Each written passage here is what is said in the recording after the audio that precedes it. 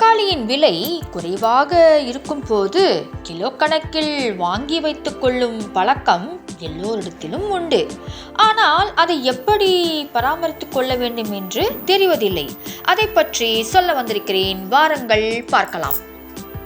இந்த தக்காளி விலை குறைவாக இருக்கேன்னு சொல்லிட்டு 5 கிலோ வாங்கி வைத்துக் கொண்டேன். 5 கிலோ தக்காளியின் விலை 50 ரூபாய். முதல்ல இந்த தக்காளியில் உள்ள பழுத்த தக்காளி மற்றும் பழுக்காத தக்காளியை எடுத்து வைத்துக் கொள்ள வேண்டும் தனித்தனியாக.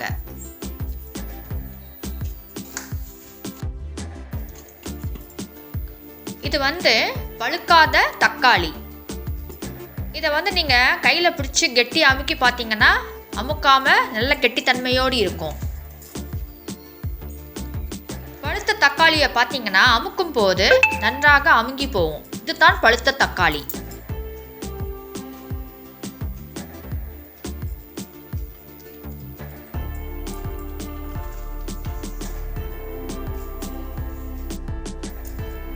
நாம தக்காளியை நல்லா தண்ணீரில் போட்டு நன்றாக அலசிட்டு ஒரு வெள்ளை துணியை கொண்டு நன்றாக துடைக்க வேண்டும். பழுத்த தக்காளியை தனியாகவும் பழுக்காத தக்காளியை தனியாக வைத்துக்கொண்டு நன்றாக ஒரு துணியை கொண்டு துடைத்து கொள்ள வேண்டும். ஒரு பிளாஸ்டிக் வாளி எடுத்துட்டேன். இது ஏன்னா 5 கிலோ தக்காளி இருக்கு இல்லையா, இதை பத்திரப்படுத்தணும்னா உங்ககிட்ட எண்ணெய் இருக்கோ அந்த பிளாஸ்டிக் டப்பாவோ இல்லை எவர் சில்வர் பாத்திரமோ அதில் ஒரு டிஷ்யூ பேப்பர் எடுத்துட்டேன்.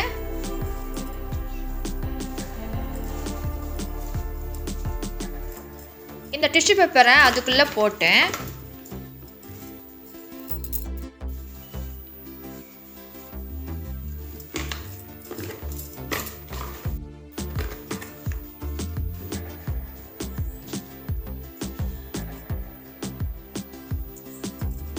தக்காளியை அந்த டிஷ்யூ பேப்பருக்குள்ள தக்காளி காம்பு இருக்கிறது தலைக்கீழாக ஒவ்வொரு இடத்துலையும் தக்காளியை போட்டு வைக்க வேண்டும்.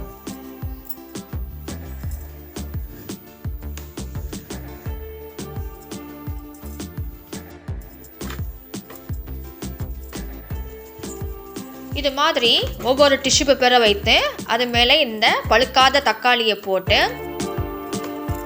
மூடி வைக்க வேண்டும். பிறகு அதே போல் டிஷ்யூ பேப்பரை போட்டுட்டு இது மாதிரி நீங்கள் ஃபில் பண்ணிட்டு வாங்க.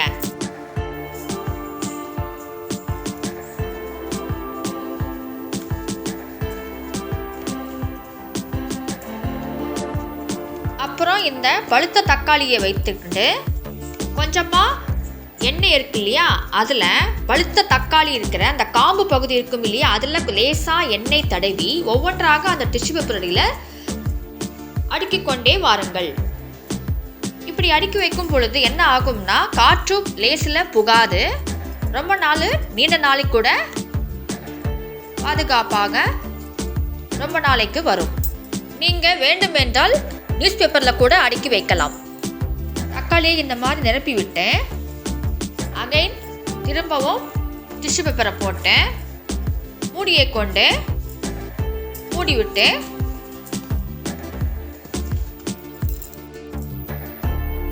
இந்த மாதிரி அடுக்கி வைத்துக்கொண்டு ஃப்ரிட்ஜுக்குள்ளே நம்ம ஸ்டோர் பண்ணிக்கிட்டோம்னா ரொம்ப நாளைக்கு நீண்ட நாள் கெடாமல் தக்காளியை பாதுகாத்து வரலாம்.